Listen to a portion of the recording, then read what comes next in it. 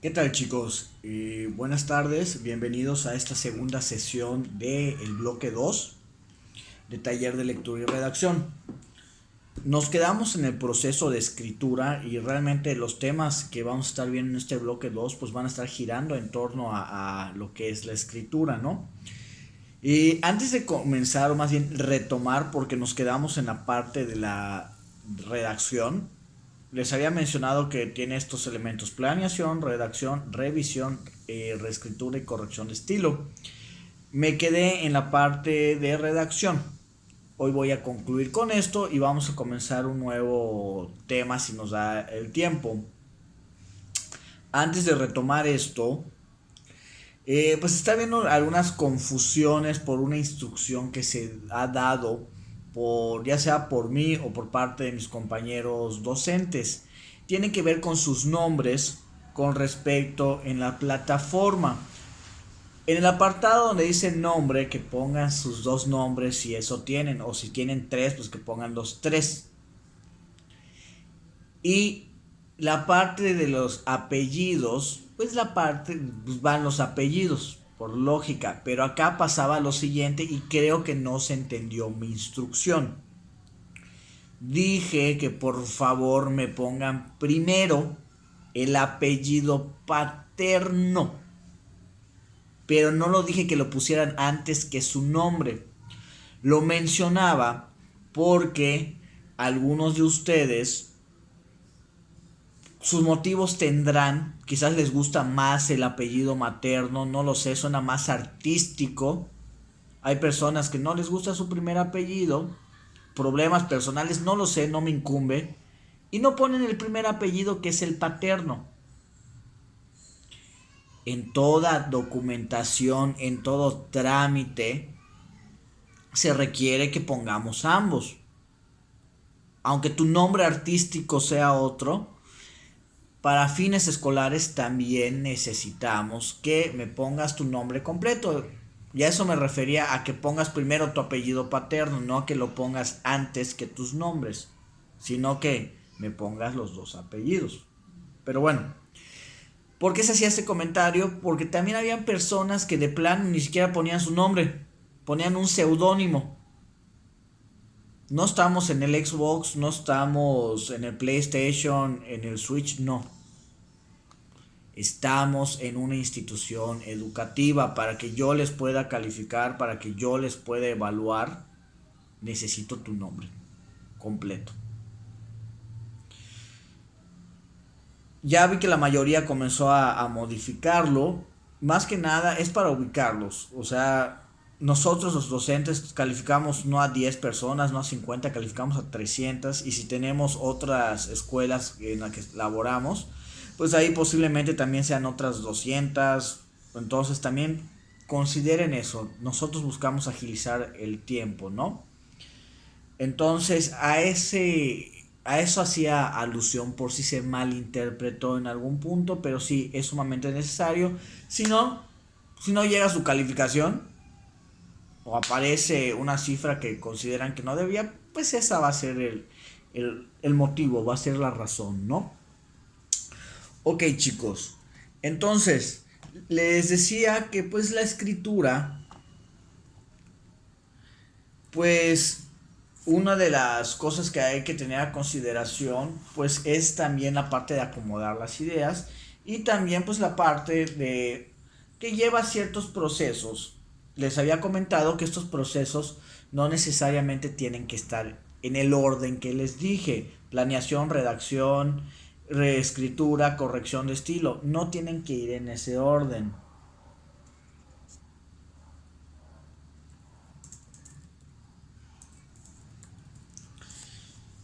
Y pues ya vimos planeación, ya vimos redacción, vamos a la hora a la parte de revisión. Dice: identificación de errores y aspectos generales que deben modificarse para mejorar la redacción y lograr una comunicación clara al escritor, perdón, al lector. ¿Qué quiere decir esto? Ya mencioné la parte de la redacción, les dije que pues para no bloquearnos, escribamos y escribamos y escribamos y escribamos. Ya luego la primera versión que hagamos jamás les mencioné, y les había mencionado, perdón, jamás va a ser la última. Ante esta situación, pues ya que terminamos de escribir, es revisarlo. Es revisar los errores. De preferencia, tanto en el celular o vamos a trabajar en computadora, pues tenemos corrección automática o que te marque los errores en el caso del Word. Y hay veces que también el mismo Word te lo modifica de manera inmediata. Solo que, ojo, los programas no saben conjugar. No sabes si debe acentuar en ciertas situaciones, porque no sabes si lo estás pasando a tiempo pasado, presente o futuro. Y ahí, pues sí, es muy importante, ¿no? Porque si, sobre todo si se trata de documentos oficiales, un error nos puede costar hasta el trabajo. Imagínense, estudian para ser abogados y que meten una demanda o están demandando a su cliente y tienen un error. Ese error les puede costar ahora sí que el caso. Incluso al final tu cliente te puede demandar por negligencia, por incompetencia. Entonces, sí, revisar acentuación, revisar que esté claro y revisar también puntos, coma, absolutamente todo. Otra cuestión, mi recomendación siempre es que no solo lo revises tú. Si alguien más te puede apoyar revisando este aspecto, o hasta la coherencia, que ahorita más adelante vamos a hablar acerca de esto, muchísimo mejor.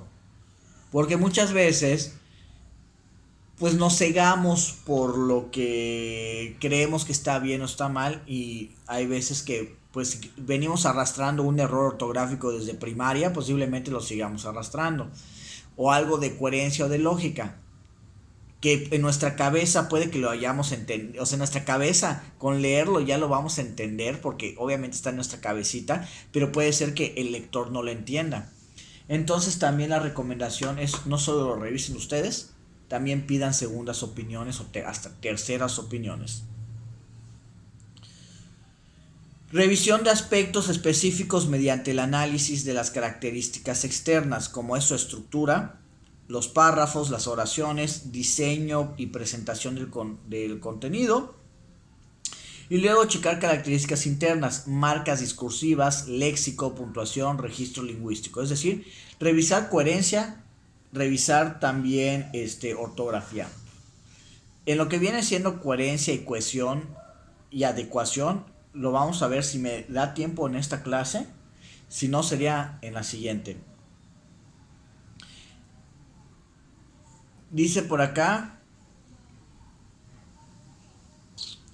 en cuestión de revisión, pues podemos poner notas. Si nos toca revisar algo, les digo que va a ser un borrador. Podemos ir poniéndole notas al borrador, podemos ir tachoneándole.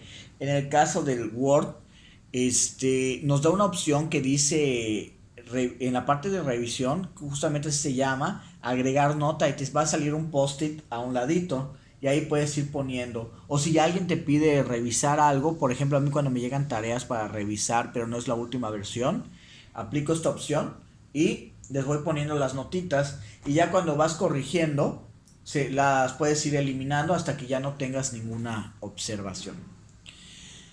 Ok, siguiente elemento, la reescritura.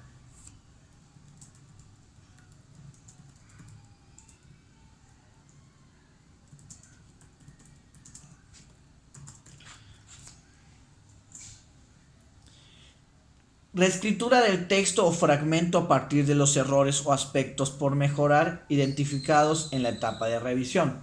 Por ejemplo, pues si yo cuando alguien me dice, maestro, digamos la tarea es en 15 días o 10 días, y me dice, maestro, ya tengo listo o ya tengo un avance, ¿me lo puedes revisar?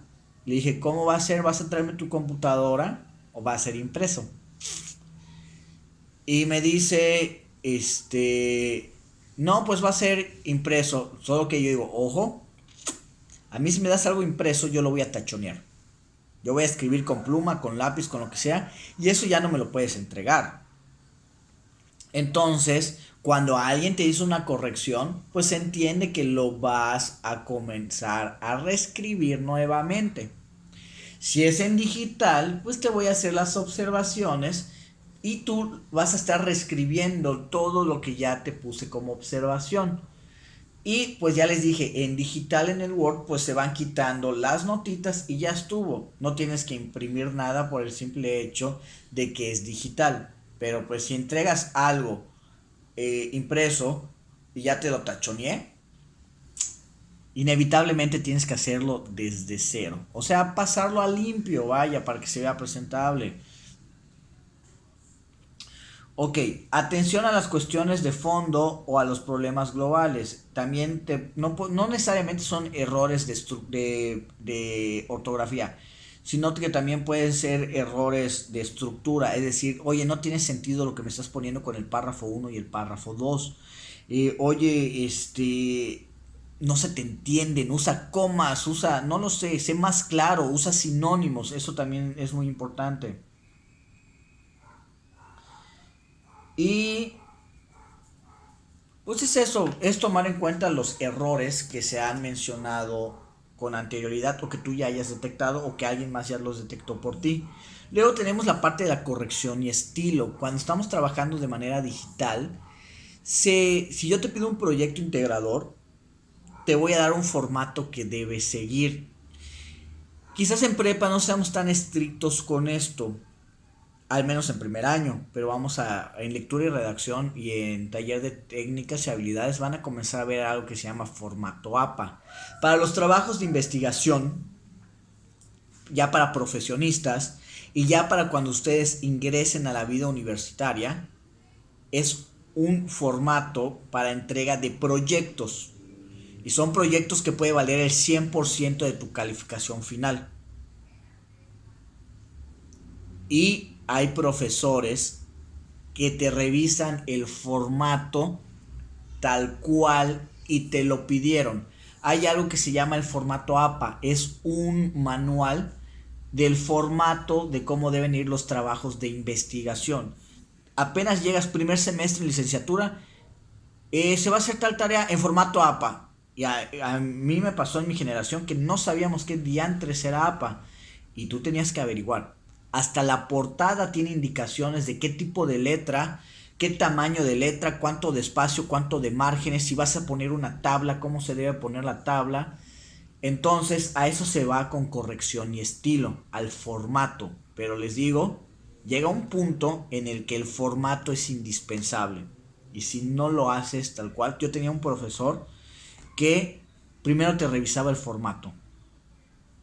Si no estaba bien el formato, ni siquiera se tomaba la molestia de revisarte el contenido.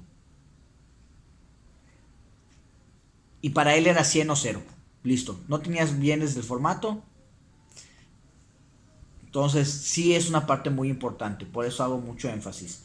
Y dice, es la revisión de los aspectos estilísticos relacionados con los elementos expresivos. Uso de muletillas, también que no estés repitiendo mucho las palabras, es importante. Hay que usar sinónimos. Por ejemplo, yo cuando redacto documentos para la SEP, en vez de solo poner el estudiante, el estudiante, el estudiante, pues habla de que tengo carencia en mi lenguaje. Tendría que poner el estudiante, el educando, el alumno, el bachiller, que son los alumnos de bachillerato. Tengo que estar usando sinónimos.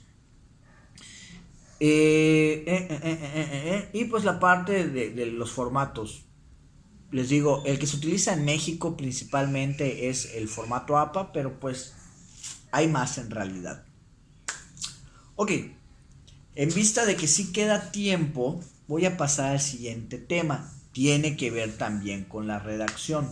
Permítanme un momento. Ya saben cómo es esto. Lo leo y pues, lo explico.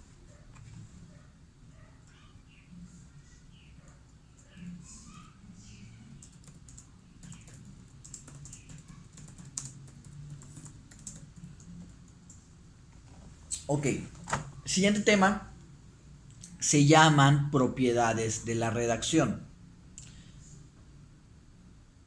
La ortografía definitivamente es una parte fundamental, pero con las propiedades de la redacción es darle sentido y darle coherencia. Ahorita lo voy a explicar. Porque muchas personas, aunque tú te sepas dónde acentuar, sepas dónde va un punto y coma, hay personas a las que les cuesta acomodar las ideas. Si no sabemos acomodar ideas, nuestro texto es inservible. Nos vamos a perder al lector. Entonces aquí es donde intervienen las propiedades de la redacción. También el acomodar las ideas es muy importante.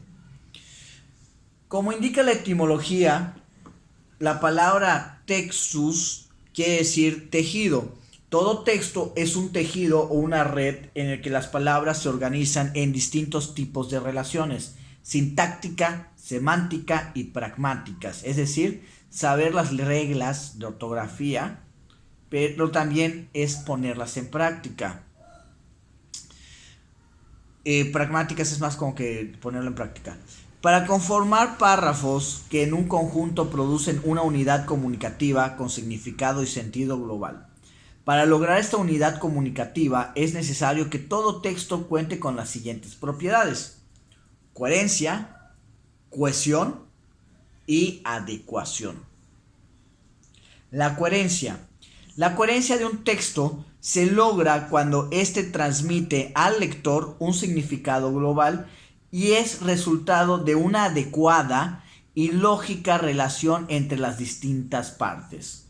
Esta propiedad es fundamental para que el texto sea una unidad con un sentido y se construye articulando las características internas y externas del texto, de modo que toda la información se vincula con un mismo tema. El contenido y su organización se adaptan al género textual, así como el contexto de comunicación. A ver, ¿qué quiere decir todo esto?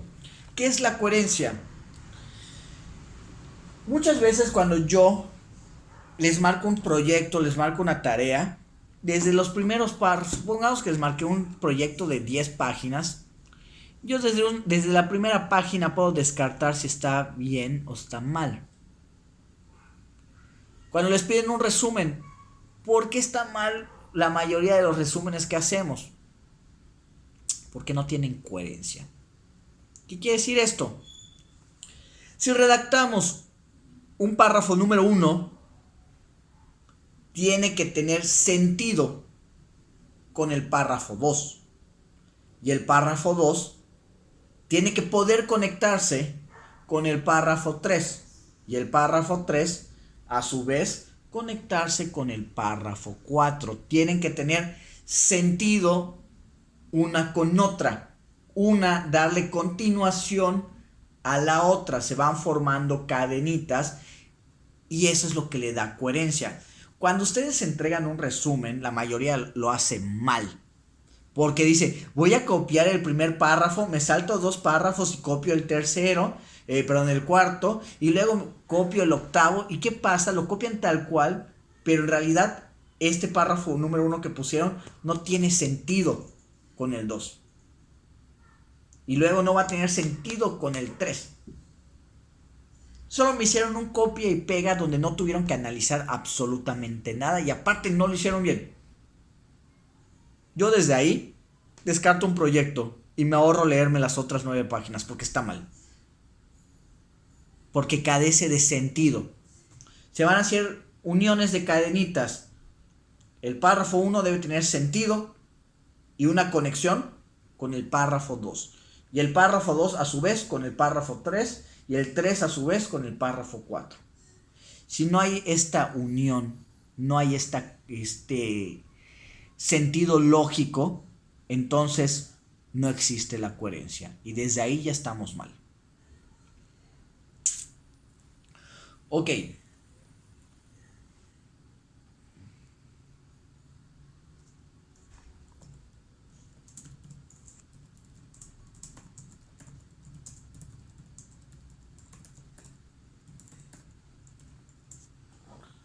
Siguiente elemento, la cohesión. La cohesión implica una relación y unidad entre los elementos lingüísticos de un texto. palabras, oraciones, párrafos, apartados. La cohesión se logra al utilizar los siguientes recursos: progresión temática, nexos, y sustitución de repetición de palabras y luego sustitución de palabras. En realidad, chicos, ¿qué viene siendo esto? La cohesión es las palabritas o las frases que van a permitir que se una un párrafo con otro y ya tenga la coherencia. Es más que nada eso.